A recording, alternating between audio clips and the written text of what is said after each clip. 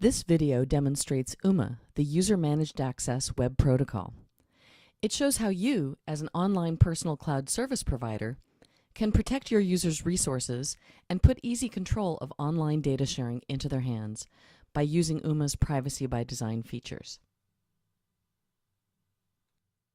First, we'll show how a person named Alice shares data from her personal cloud app with a job-finding website.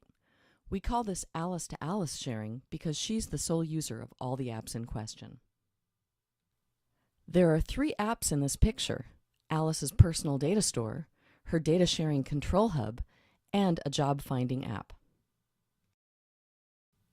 Her personal data store is Smart PDS.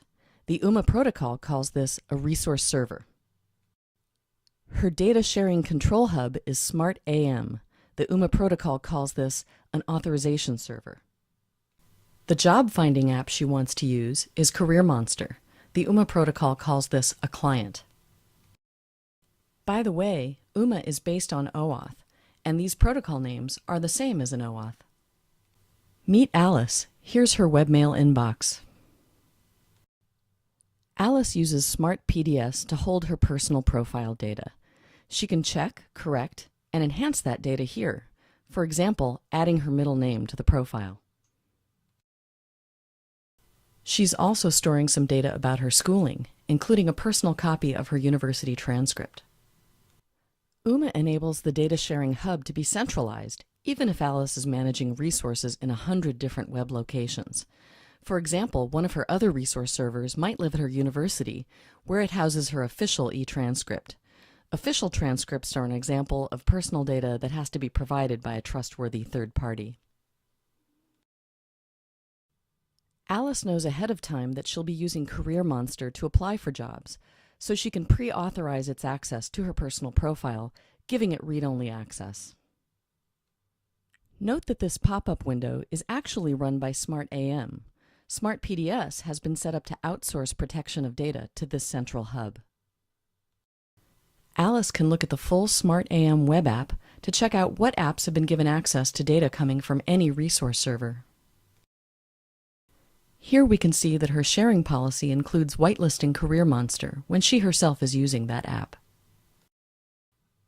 By the way, she doesn't experience this as any kind of heavyweight policy configuration process. She's just setting and viewing her preferences. She can view, modify, and even revoke permissions right next to each data field being managed. Now it's time for Alice to hunt for jobs, so she visits Career Monster. She likes the look of this job, so she decides to apply. The Career Monster app knows how to pick up user profile information by working with a personal data store API.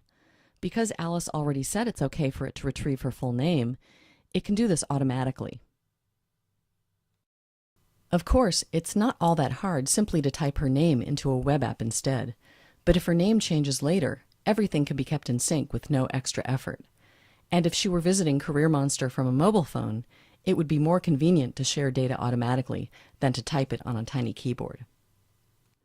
Because Alice hasn't yet said it's okay to share her transcript data with Career Monster versus her name, she's put through an approval flow at Smart AM that's similar to ordinary OAuth. Once she approves this retrieval, Smart AM stores her new policy preference, and she can look at or modify the setting later if she likes. Note that her transcript data is likely to change often as she finishes classes and exams, and so it's especially valuable to set up the ability to share a feed of that information rather than a copy that goes stale.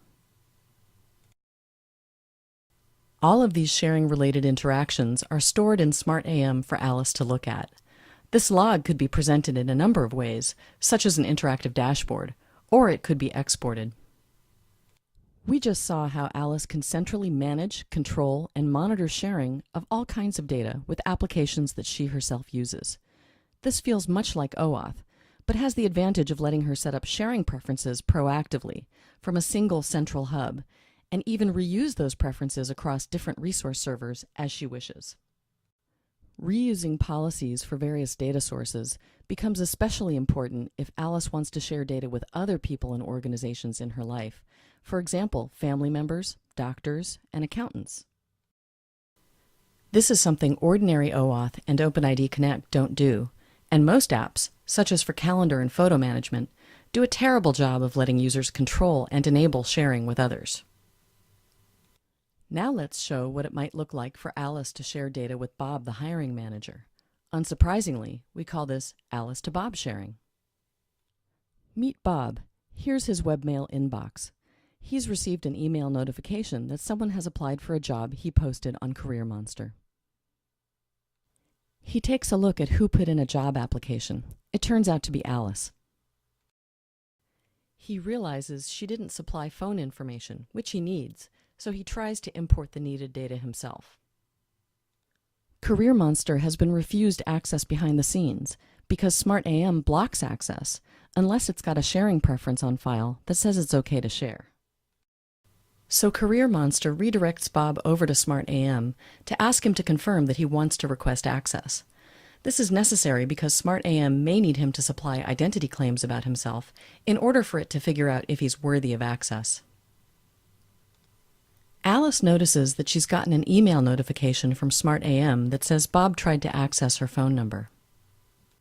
Alice doesn't have to grant access to this data, but she decides to allow Bob to get access to it whenever he's using Career Monster as a client. Looking at SmartAM later, Alice can see evidence that Bob requested access, that she granted it, and that her current settings allow this access. She can revoke or modify it anytime she likes from various locations in SmartAM.